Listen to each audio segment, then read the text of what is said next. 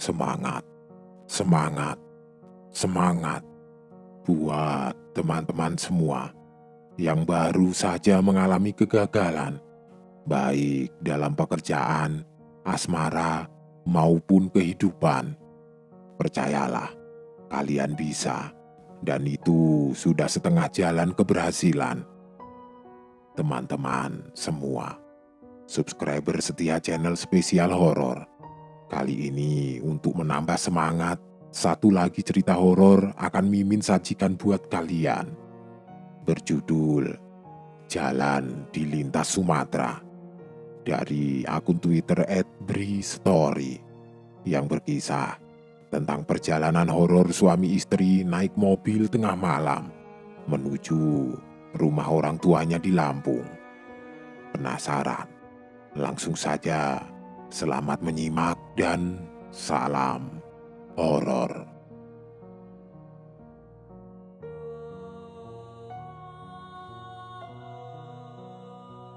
Rizka dan Andri adalah pasangan suami istri. Pada tahun 2014 ketika peristiwa ini terjadi, mereka masih berstatus pengantin baru. Beberapa bulan sebelumnya, baru saja melangsungkan pernikahan. Pasangan yang cukup bahagia menjalani kehidupan rumah tangga layaknya pasangan muda pada umumnya. Mereka tinggal dan bekerja di Jakarta. Orang tua Andri tinggal di Lampung, sedangkan Rizka, orang tuanya, tinggal di Jogja. Di sekitaran tahun 2014, mereka melakukan perjalanan ke rumah orang tua Andri di kota Bandar Lampung. Ayah Andri mendapatkan serangan jantung dan dilarikan ke rumah sakit, membuat mereka harus berangkat hari itu juga. Pokoknya paling lambat jam 8 kita jalan ya. Kamu jangan pulang malam-malam. Begitu kata Rizka di ujung sambungan telepon. Iya sayang, ini aku sudah di jalan, jawab Andri menenangkan istrinya. Rizka punya alasan untuk bawel. Ada ketakutan dalam dirinya ketika harus melakukan perjalanan tengah malam menuju rumah mertuanya. Jalan menuju kota Bandar Lampung yang termasuk dalam jalur lintas Sumatera masih tergolong sepi dan menyeramkan. Kalau tidak terpaksa, dia tidak akan mau jalan malam. Lebih baik berangkat pagi harinya. Tapi ini darurat. Malam itu juga mereka harus berangkat. Jam 6 kurang, Rizka sudah berada di rumah, memaksa pulang cepat dari kantornya. Dengan gelisah, dia menunggu Andri di ruang tamu. Beberapa kali mendekat ke jendela ketika mendengar suara mesin kendaraan. Walau ternyata akhirnya kecewa karena bukan suaminya. Sampai akhirnya sekitar jam 7 lewat, Andri tiba di rumah. Alangkah lega hati Rizka. Aku mandi dulu, habis Isya kita jalan ya sayang. Begitu kata Andri dengan senyumnya menenangkan Rizka ketika dia sudah masuk ke rumah.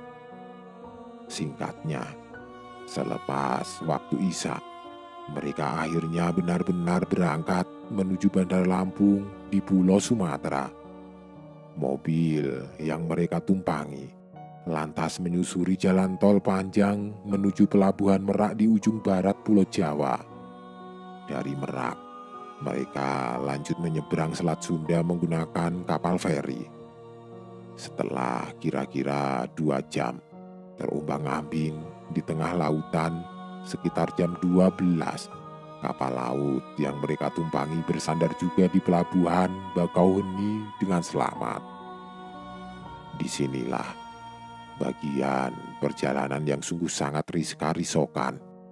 Di samping banyak bis malam lintas Sumatera yang biasanya ngebut tidak kira-kira, suasana jalan antara Bakauheni, Bandar Lampung masih tergolong sepi dan menyeramkan. Tenang, aku kan sudah ratusan kali melintas di jalan ini. Insya Allah tidak akan ada apa-apa. Kalau mau, kamu tidur saja sih di sana, di belakang. Andre berusaha menenangkan istrinya yang mulai kelihatan sangat khawatir. "Pokoknya Mas hati-hati ya, tidak boleh ngantuk. Pelan-pelan saja Mas," begitu kata Rizka. Karena banyaknya pekerjaan yang dilakukan di kantor, sebenarnya saat itu mereka sudah merasa lelah dan mengantuk. Apalagi Rizka, karena paling lambat biasanya jam 10 dia sudah terlelap di alam mimpi. Begitu juga dengan Andre. Sebenarnya sudah lelah dan mengantuk, tapi dia harus terus mengemudi kira-kira 2-3 jam lagi untuk sampai ke tujuan. "Aku mampir ke Indomaret dulu sebentar ya, mau beli kopi dan rokok," begitu ucap Andre kepada istrinya ketika kendaraan yang mereka tumpangi baru saja melewati pintu gerbang pelabuhan Bakauheni. Pintu gerbang pelabuhan inilah yang bisa dikatakan sebagai tanda kalau mereka sudah masuk ke salah satu bagian dari jalan di lintas Sumatera. Jalur yang punya banyak kisah dan cerita seramnya. Tidak jauh dari gerbang pelabuhan, di jalanan yang konturnya menanjak, Andre memarkirkan mobil di depan Indomaret di sebelah kiri jalan. Sementara Rizka duduk bersandar di kursi depan, sudah dalam posisi tidur karena kantuk yang mulai tidak tertahankan. "Sebentar ya sayang, kamu tunggu sini saja. Kunci aku tinggal," begitu kata Andre. "Iya Mas," jawab Rizka pendek. Tidak lama setelah selesai, Andre kembali dan masuk ke dalam mobil, lalu mendapatkan kalau Rizka tidak ada di tempat duduknya, yang ternyata sudah pindah ke kursi belakang. "Aku tidur di belakang ya Mas, kamu hati-hati, jangan ngebut, jangan ngantuk," begitu kata Rizka. "Iya, kamu tidurlah di belakang, 2 jam lagi kita sampai." Jadi begitu. Di sisa perjalanan, Rizka tidur di belakang, meninggalkan Andre mengemudi sendirian membelah gelap dan pekatnya malam. Jalanan sudah sangat sepi. Andre hanya melihat 1 atau 2 bis malam dan sesekali kendaraan pribadi yang datang dari arah berlawanan. Lampu penerangan jalan masih sangat jarang, nyaris tidak ada malahan. Hanya ada di beberapa persimpangan besar saja, selebihnya gelap. Dan juga wilayah yang letaknya kira-kira 30 menit selepas pelabuhan Bakauheni sungguh merupakan wilayah yang cukup menyeramkan. Jalanannya meliuk-liuk ke kanan dan ke kiri membelah gunung dan perbukitan. Kemudian kondisi jalan yang cukup bagus membuat pengemudi cenderung untuk menginjak pedal gas dalam-dalam. Enak untuk ngebut, makanya sering terjadi kecelakaan di wilayah ini. Memang, kalau siang hari kita akan disuguhi pemandangan yang indah, tapi akan beda kalau malam tiba situasi dan pemandangannya cukup menyeramkan. Sama juga dengan Andre pada malam itu. Sebenarnya, dia merasa kalau nyalinya sedikit bergetar ketika melintas jalanan ini yang pada waktu itu sudah sekitar jam 12:30 malam. Terus memaksa mata untuk fokus melihat ke depan, berkonsentrasi mengemudikan kendaraan membelah hutan dan gunung di daerah Lampung Selatan. Beberapa saat kemudian gerimis, hujan tiba-tiba turun, semakin menambah syahdu suasana. Beberapa kali, Andre mengusap wajah dengan tangan. Itu salah satu cara dia untuk mengusir kantuk. Air hujan benar-benar membuat jarak pandang semakin pendek. Hal inilah yang membuat Andre terpaksa mengemudikan kendaraan jadi tidak terlalu cepat. Sampai akhirnya, ketika sudah hampir jam 1 tengah malam, mereka sampai di batas kota Kalianda. Menurut Andre, kalau sudah sampai kota ini, berarti berakhir jalan yang keadaannya cukup menyeramkan tadi. Selebihnya, Kondisi jalan jarang ada yang meliuk-liuk dan tikungan tajam, namun memang tetap saja sepi karena sudah tengah malam. "Mas, aku pingin pipis. Kalau ada pom bensin, berhenti dulu ya. Sudah tidak tahan ini." Suara Rizka mengagetkan Andri membuyarkan lamunannya. "Iya sayang, nanti aku mampir kalau ada pom bensin." Cukup lega Andri mendengar permintaan dari istrinya karena sebenarnya dia juga ingin beristirahat sejenak. Tidak lama kemudian, beberapa belas menit dari Kali Anda, di kejauhan Andri melihat lampu menyala dengan gambar khas lambang Pertamina bertanda kalau itu adalah pom bensin. Kemudian Andre bersiap-siap untuk menepi dan memasukinya. Benar dugaannya, itu adalah pom bensin yang cukup luas dan bersih. Pom ini juga sudah sangat sepi, hanya beberapa kendaraan kecil saja yang terlihat mengisi bahan bakar. Di dalam, Andre mengarahkan kendaraan ke tempat paling pojok, dekat dengan pintu keluar tempat di mana toilet berada. Tempat di mana toilet berada ini keadaannya sangat gelap. Ditambah hujan yang terus saja turun membuatnya semakin gelap gulita.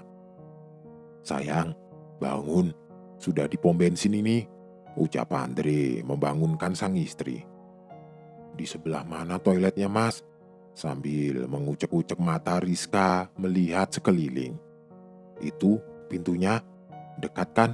jawab Andre sambil menunjuk ke toilet yang letaknya ada di belakang kendaraan mereka. "Perlu aku antar tidak?" tanya Andre. "Tidak perlu, Mas. Kamu tunggu di mobil saja." Begitu jawab Rizka. Kemudian ia keluar dari mobil dan berlari menembus hujan menuju toilet. Sementara Andre tetap menunggu di dalam mobil. Andre tahu kebiasaan istrinya. Walaupun hanya buang air kecil, biasanya Rizka cukup lama melakukannya. Karena itulah, ketika sudah 5 menit Rizka belum selesai dan kembali juga, rasa kantuk tiba-tiba datang menyerang Andre. Hingga akhirnya tidak tahan lagi, lalu dia ketiduran. Brak! Suara bantingan pintu belakang mobilnya yang tertutup mengagetkan Andre. Dia langsung bangun dari tidurnya. Sudah selesai sayang. Maaf, aku ketiduran." Begitu ucap Andre. "Iya," jawab Rizka pendek. Sebelum menjalankan mobilnya, sekilas Andre melirik ke kursi belakang. Dia melihat istrinya sudah dalam posisi seperti semula, merebahkan badan dalam posisi tidur. Hujan masih terus saja turun ketika Andre mulai menjalankan mobil, melanjutkan perjalanan meninggalkan pom bensin. Sudah jam 1 malam, 1 jam lagi sampai ini. Begitu ucap Andre dalam hati. Keadaan sangat sepi. Sengaja Andre tidak memutar musik sama sekali. Dia tidak mau tidur istrinya jadi terganggu. Senyapnya sangat dalam. Hanya suara rintik hujan dan deru mesin mobil yang terdengar. Di saat inilah Andre mulai merasakan ada sedikit keanehan. Ada yang aneh. Indra penciuman Andre menangkap wangi yang sungguh beda. Ada wangi aneh yang tercium dan dia sangat yakin kalau itu bukan parfum yang biasa dipakai oleh Rizka. Sebenarnya Andre sangat penasaran, ingin sekali menanyakan hal ini kepada Rizka, tapi dia mengurungkan niatnya. Tidak mau mengganggu istrinya yang masih kelihatan tertidur sangat lelap di kursi belakang.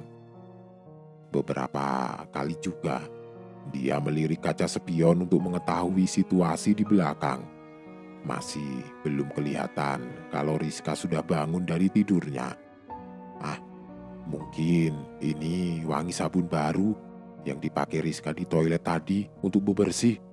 Begitu pikir Andre kemudian. Menenangkan hatinya, mencoba menutupi perasaan yang sebenarnya mulai merasa tidak enak. Wangi ini semakin menyengat, semakin mengganggu, semakin membuat penasaran.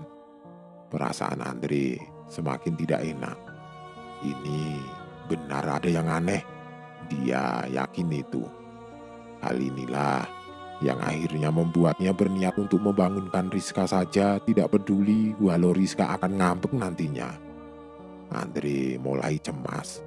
Wangi aneh ini sudah sangat mengganggu. Semakin bulat tekadnya untuk membangunkan Rizka. Tapi sebelum Andre membangunkan sang istri, tiba-tiba ada sesuatu yang mengalihkan perhatiannya. Tiba-tiba ponsel Andre berbunyi. Di layarnya muncul nomor tidak dikenal. Siapa telepon malam-malam? Mana nomornya tidak dikenal pula, sungut Andre dalam hati sambil memperhatikan ponsel yang ada di genggaman. Tapi karena penasaran dan takut kalau ada telepon darurat dari keluarga, akhirnya Andre menjawab panggilan itu. "Halo, Assalamualaikum," ucap Andre. "Waalaikumsalam. Mas di mana? Kok pergi meninggalkan aku sih? Tega banget. Mas di mana, Mas? Aku pinjam HP Mas di pom bensin ini." Suara yang sudah sangat Andre kenal terdengar di ujung telepon. Iya, itu suara Rizka. "Sayang, kamu bukannya ini kamu di mana?" Suara Andre gemetar menjawab banyak pertanyaan Rizka. "Ya aku di pom bensin lah. Di mana lagi? Aku keluar toilet kamu tidak ada." "Mas di mana sih?" ucap Rizka mulai agak ketus. Jantung Andre berdegup kencang. Bulu kuduk berdiri semua. Lalu, siapa yang sedang berada di kursi belakang sejak tadi? Sementara Rizka masih terus saja nyerocos dengan omelannya di ujung telepon. Perlahan Andre mulai melirik kaca spion, mencoba melihat ke kursi belakang. Pantulan cahaya luar bersumber dari kendaraan yang datang dari arah berlawanan itu sudah lebih dari cukup bagi Andre untuk dapat melihat semuanya. Melihat ke kursi belakang, sosok perempuan yang sejak tadi dia kira adalah istrinya ternyata sudah bangun dari posisi tidurnya. Dia terlihat duduk tegak tanpa bersandar. Andre tidak bisa melihat wajah sosok itu dengan jelas karena sedikit tertutup oleh rambut panjangnya. Tapi sekilas juga Andre melihat kalau perempuan itu memang benar bukan Rizka istrinya. Wajah sosok ini terlihat pucat dengan mimik wajah yang kosong tanpa ekspresi. Sungguh sangat menyeramkan. Dengan nyali dan keberanian yang sudah sampai di titik paling rendah, Andre memperlambat laju kendaraan, berniat untuk menepi. Akhirnya, mobil berhenti di tempat yang sangat sepi, kanan kiri hanya ada pepohonan yang rapat dan rindang. Setelah mobil sudah benar-benar berhenti, Andre langsung membuka pintu dan lari keluar menjauh. Ketika sudah berada sekitar 5 meter dari mobil, Andre berhenti dan berbalik untuk memperhatikan mobilnya. Karena dia mendengar ada suara pintu yang terbuka.